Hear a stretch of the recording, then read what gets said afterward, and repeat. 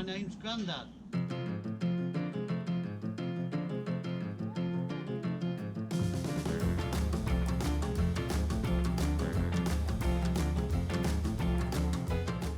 We're back.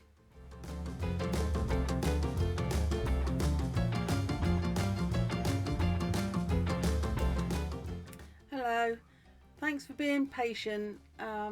We've now got our MacBook back and up and running, so I can now edit.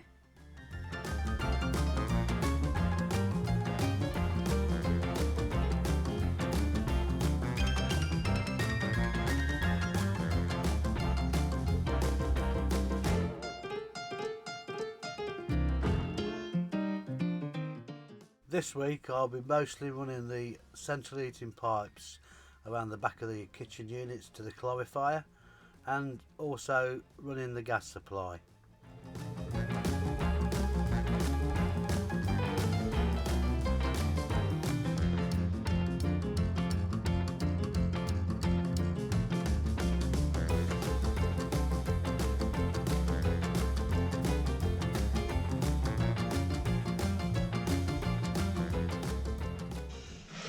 Yeah, that'll go like that. So just need some clips in here now then to run it behind the back of there. Now I know. You're right with that wire, because it's a big roll. I'm going to fish that out this side.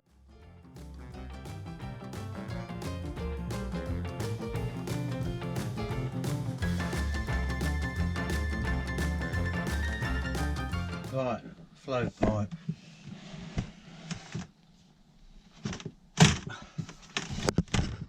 Oops.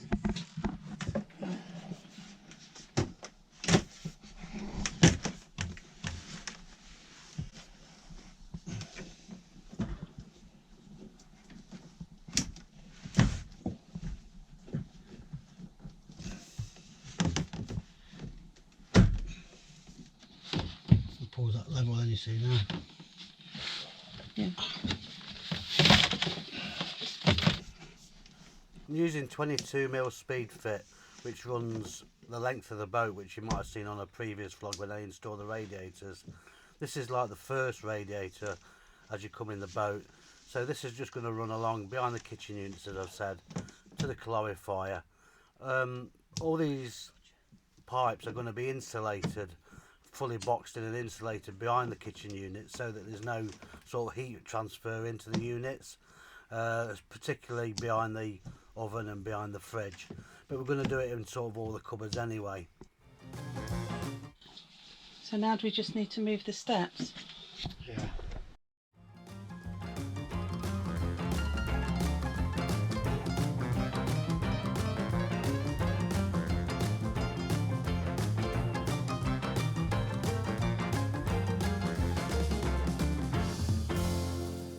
I'll make all these final connections once we fit the diesel heater into the engine bay. Now on to fitting the LPG gas supply, which is going to feed the hot plate, hob and oven. We didn't get very far before the weather turned, and this was how it was going to be for the next couple of weeks really. Just a mixture of bright sunshine, and you got your t-shirts on, and the next minute a cloud will come over and it'll be snow and hail and rain. So it was time to batten down the hatches for a little while.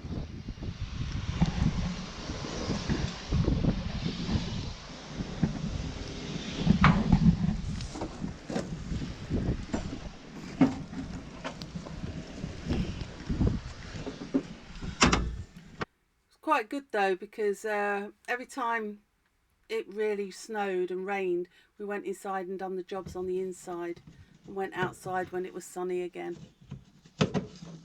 Oh, pain in the bum that is. Oh, it's just this bit where I need it off. Would it be easier with the little flat screwdriver? Yeah, I've got one. Yeah, the little one. Tool abuse. Got a new hammer? Yeah, a new chisel.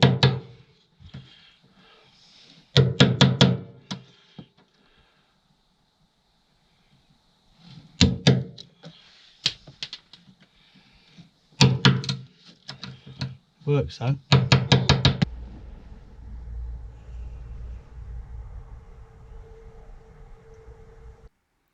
So I just managed to get some paint on, some red oxide, while the sun was shining before the weather turned again. I can see some blue sky in the distance.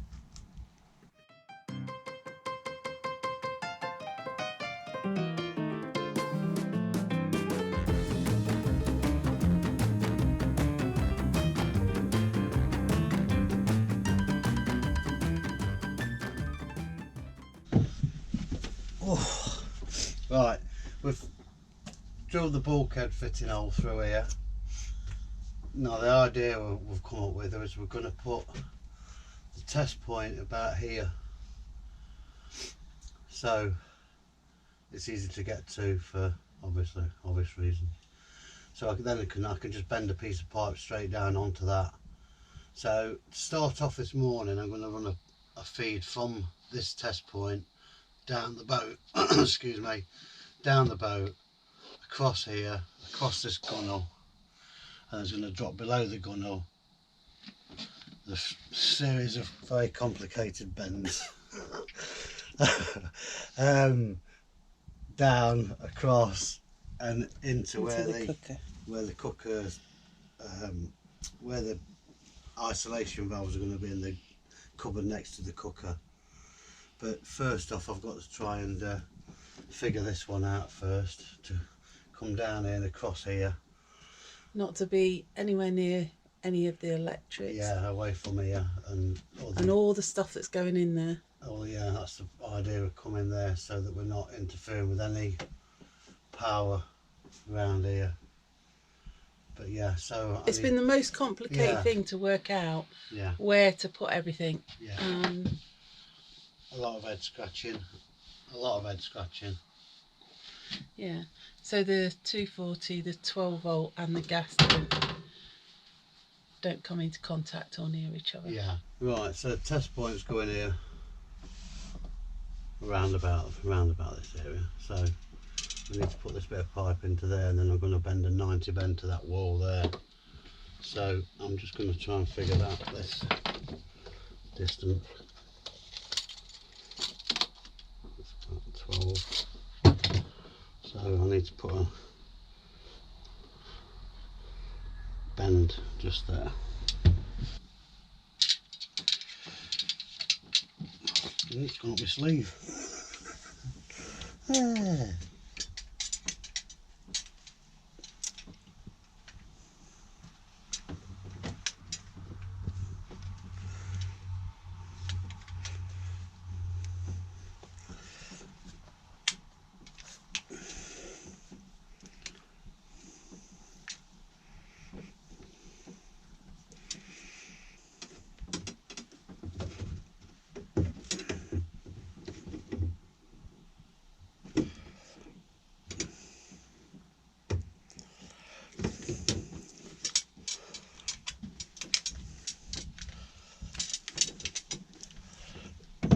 That's the first bend in. So that's going to come from there and then go that way, and then this is going to come that way.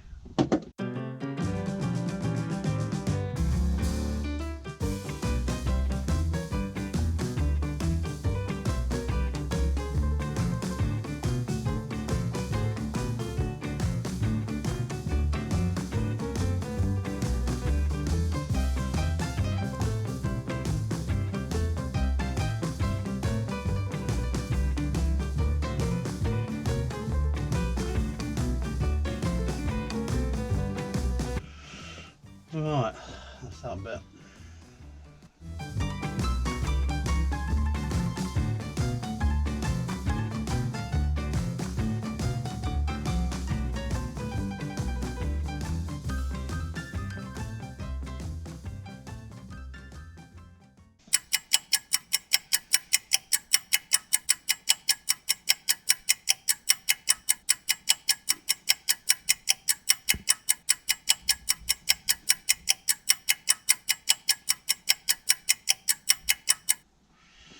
I don't know whether to bend this bit in first and then bend it under there. I don't know whether we're going to be able to get it in with this coil. Should be able to if we just coil it back. No, I'll bend that one first.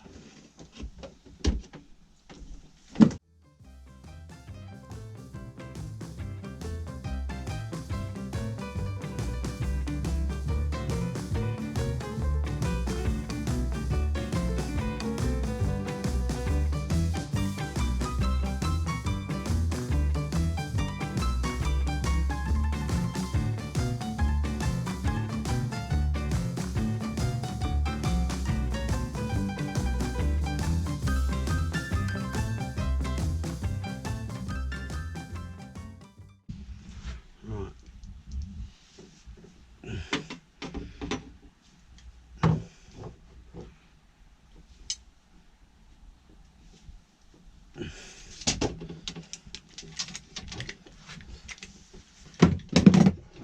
What we need now.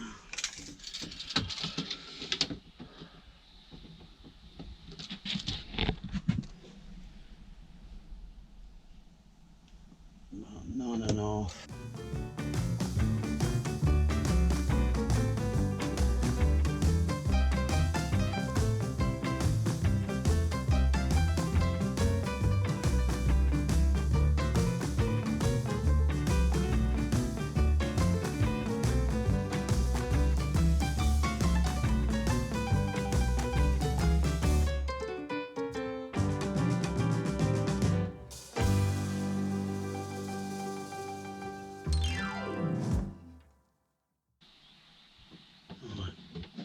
So now I need a bend going that way under the electrics. Yeah, I'll go down there then. That gives us, hopefully, because I've got to get a bend in here, Yeah. a T, and then up to the valves there. So I'll go there. Yeah.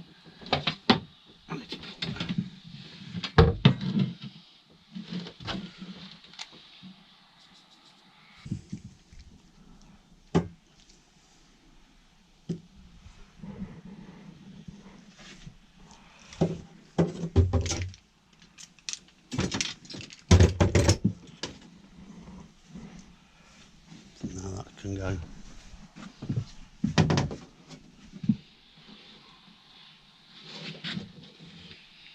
But high up. Higher up. Right. Yeah, I'll take all, this is all a bit wavy. I'll take all those waves out when I clip it up, but yeah. So we've just got to go now to the cupboard now. These are the clips we're using. You can get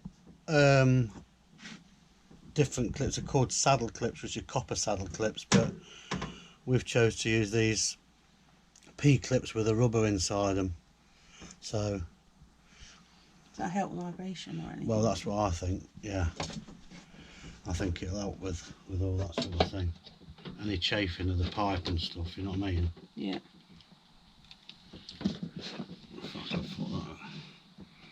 There.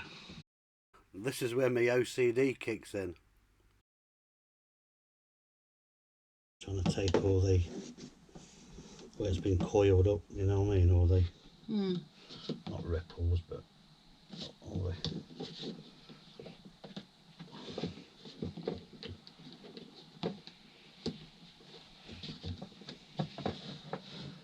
Grandad's fingers are really hurting today. killing. He's had to have physio on his, started physio on his fingers. They're straighten your fingers as much as you can straighten them. That's it. That's how his fingers are. Shouldn't laugh. But the third one in, he's only just started locking. Trigger finger they call it. It just locks and keeps popping like that all the time. It's swollen up and really painful. So you see his hands quivering, trying to use them when they're in pain.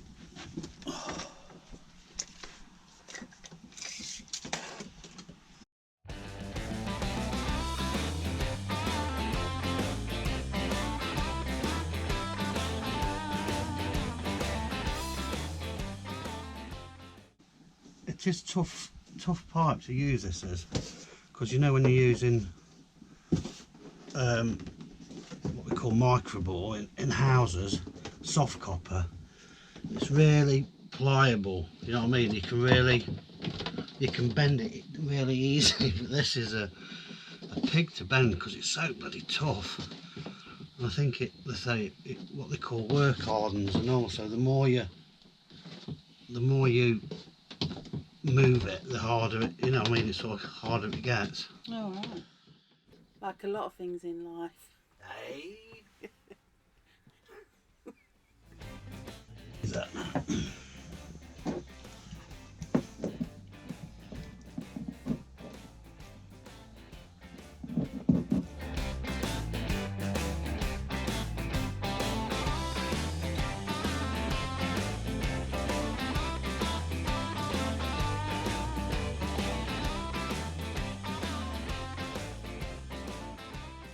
Should be enough for just the olive on, but I'll just do it just to be doubly safe.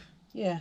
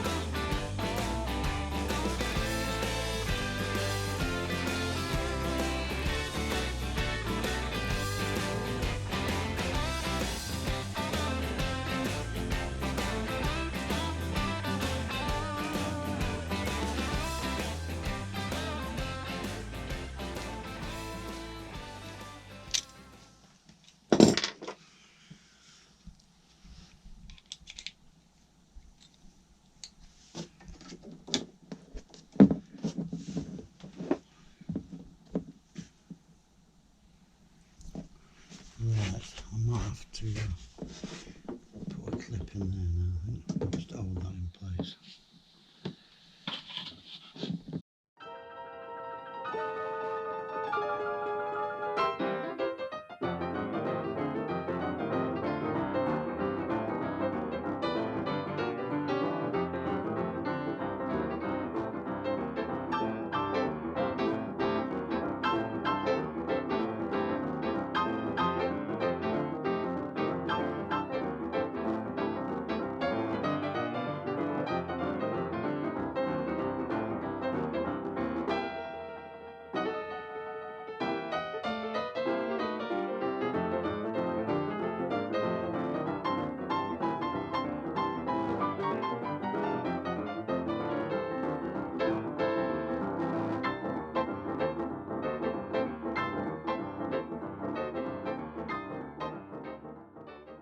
So I've just pushed that ruler in the back just to hold the 12-volt conduit away from these screws, just in case.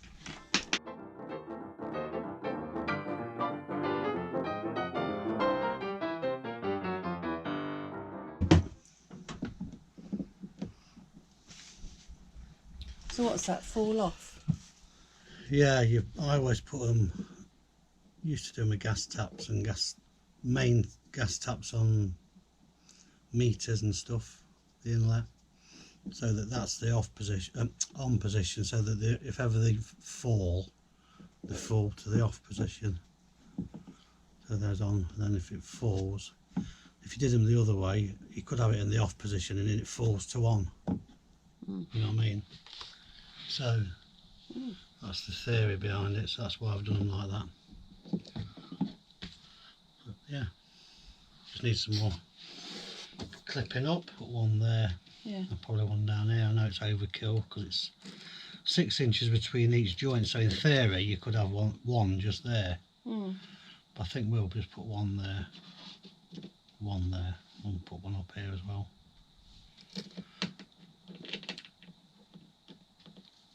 Have a clipping frenzy.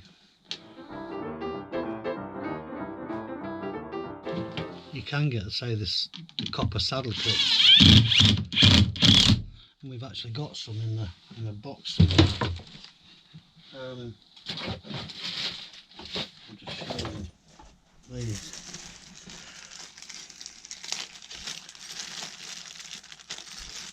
That sort of thing. But my thinking is with these is when you've got nuts and fittings, the pipe always sort of stands off the wall. Yeah. So yeah, I know you can put that on there and then bend that. I see what you mean. Bend that back. You know what I mean? Mm. But it doesn't seem to do it as good as these. A lot better. Yeah, I like these, to be honest with you.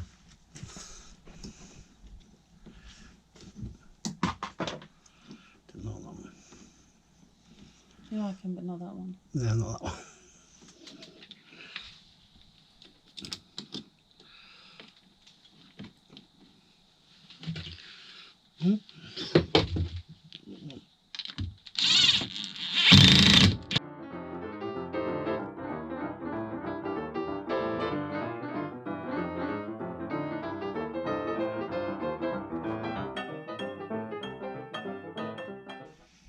Happy days. Once we get the oven, all the units back in place, we're going to have, this feed is going to be rigid copper bent and through to the gas hob, and then the... But you can't do that now? No, because we don't know where the connection is going to be yet until we drop it in the worktop. Okay. Yeah, otherwise we'd do it. Same with this. That's going to go onto there, and then this is going to go through and feed the gas oven. Okay. But until we've got the oven in place, we can't. We're going to attach that to the oven first, you see, and then put it through, and then put the connection onto that. Right, this is the bulkhead fitting, and all I've done is I've just using these hose washers, rubber hose washers, to make a seal on there. Just fits nicely around there. So this is going to go into here.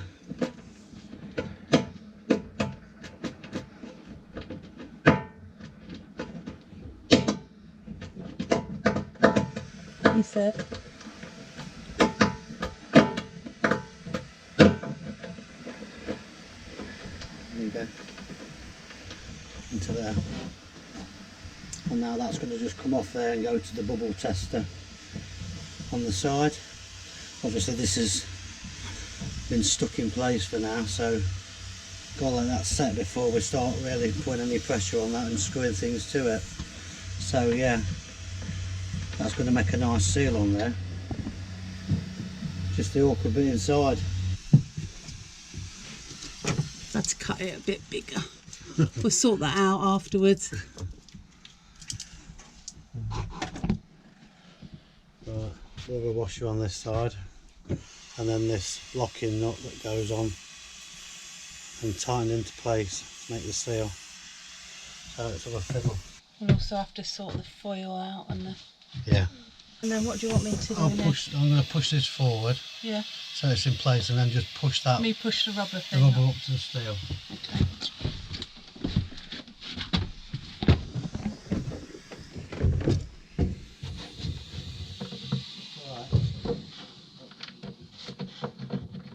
Tell me when. Yeah,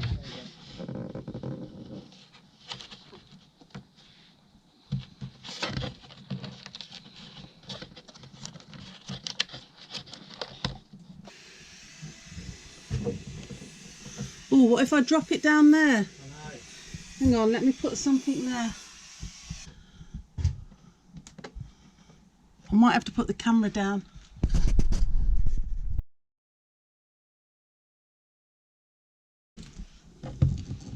I'll tell you when, hang on. Right, I've got it. Ready? Yeah.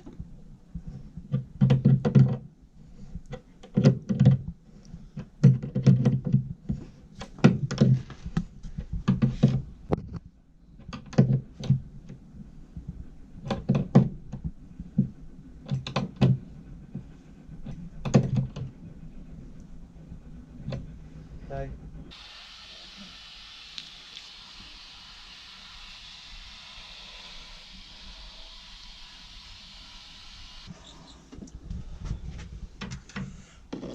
I've done that purposefully a little too long so I can get the bend in, so I can measure off, see how much we need cutting off. So.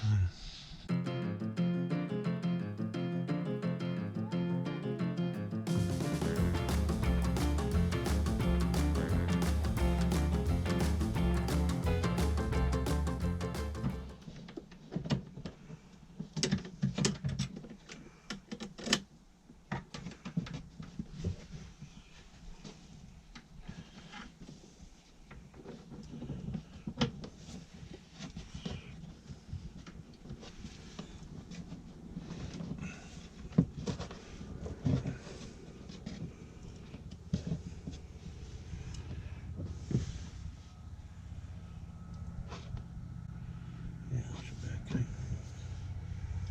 Right, I'll make these joints up then.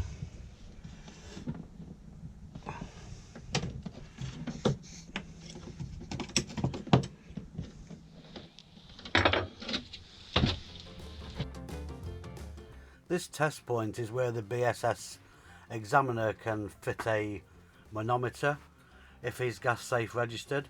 Also, we're going to fit the bubble tester in the gas locker.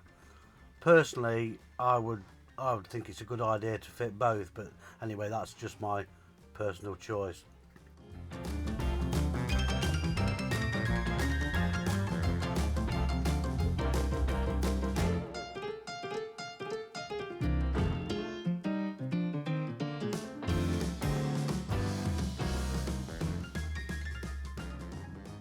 Used to be a gynecologist.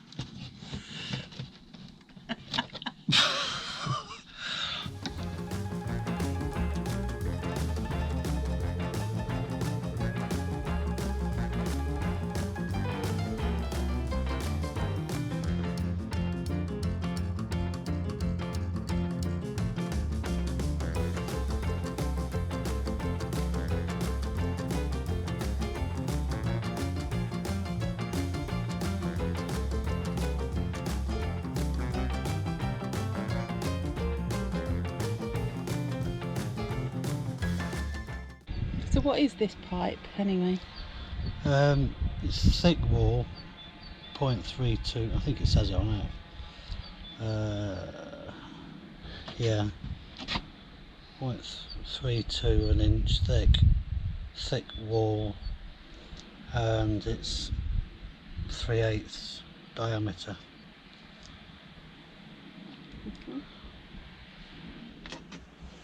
I need to cut that off now.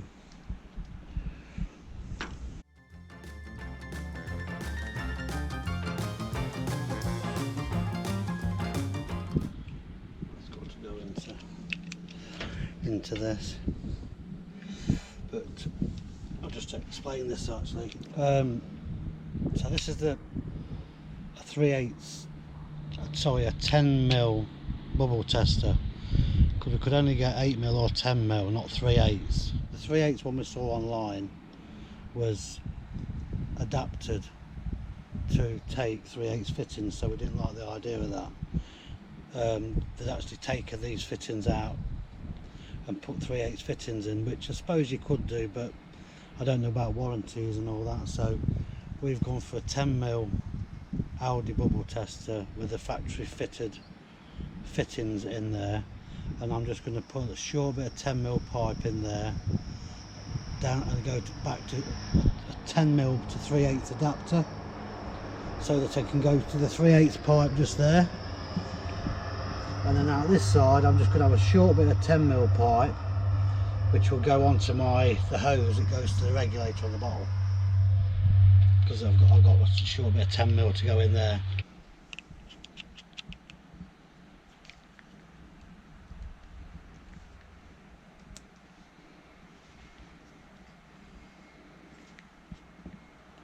that got liquid in it then? Not yet. Put that in a minute, in a bit. Oh, do you get it with it when you put it in?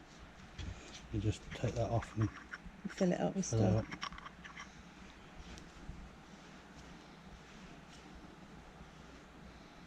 So this is 10 mil. So what I've got to do is I've got to get 10 mil into that fitting there, and then that's going to go into the bubble tester.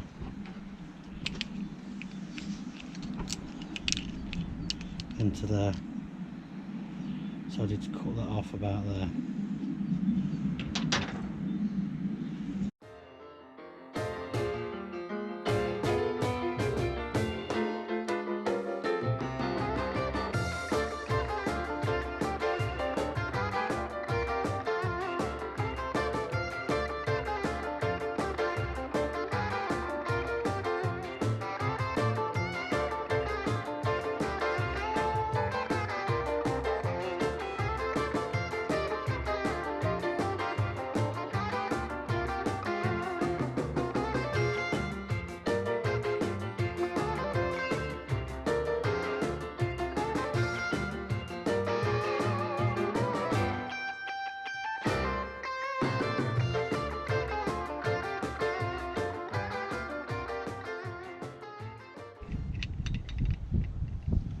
So what is this that you're putting on now? Is that just an adapter? Yeah, 3/8 10 mil. Or 10 mil to 3/8, whichever way. But yeah.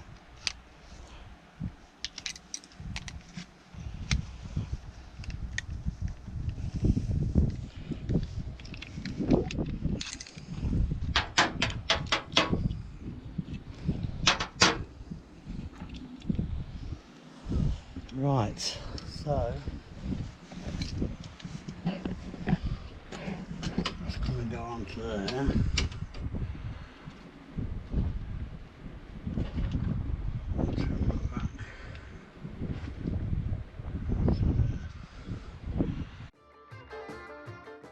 At this point I've got to say a quick disclaimer really.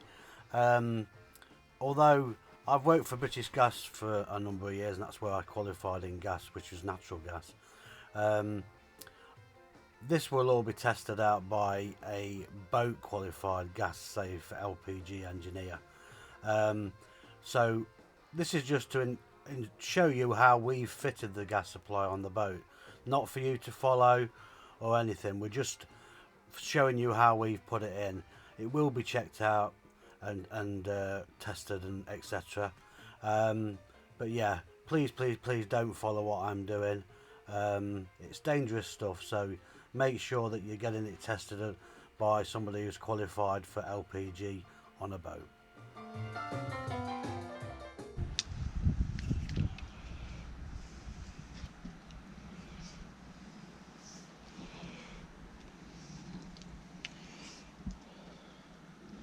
That's the number you need, 3212, conforms to. Okay, and they have a date on, don't they? Yeah, somewhere. Is that it there? Oh yeah. 0719. Is that when we brought it? Must have been, yeah. Yeah, it was. Right, so that's just got to go into there now, and then that can be screwed to that. Yep.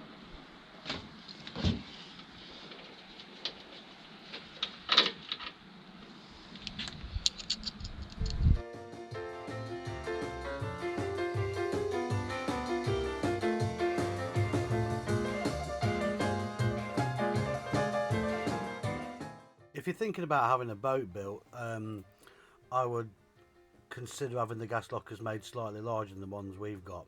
This was made to our choice, but in hindsight it is such a tight squeeze to get everything in there with the, you know, coming through the bulkhead, the bubble tester and the gas bottle itself. I would definitely think about that. If you're going to have a boat built, think about having these slightly larger to give you a bit more room in there. One inside. Yeah. So yeah, righty tighty H, clockwise, yeah. Hang on a minute, yeah. together. Yeah. You tighten yours. Yeah, I'm still tightening it. I'm holding this one, so you do yours. Alright. Shall I just keep going then? Yeah, yeah. Now, do you want to The hold? bulkhead turns. Right, you want to hold that then, Yeah. and I'll do this side.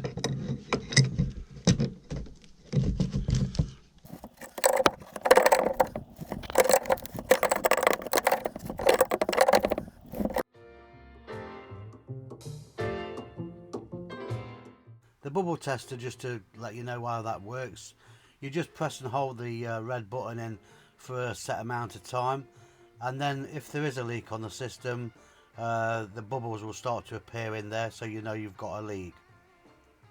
They're good because we can regularly check them as well. Gives us a bit more confidence.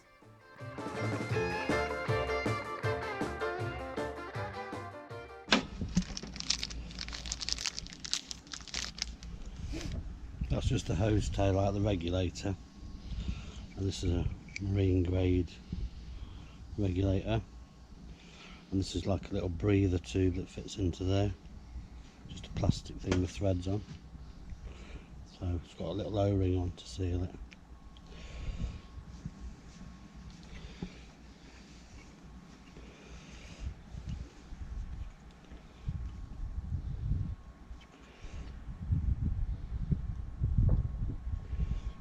Putting that down, so yeah, that's going to go obviously onto the bottle.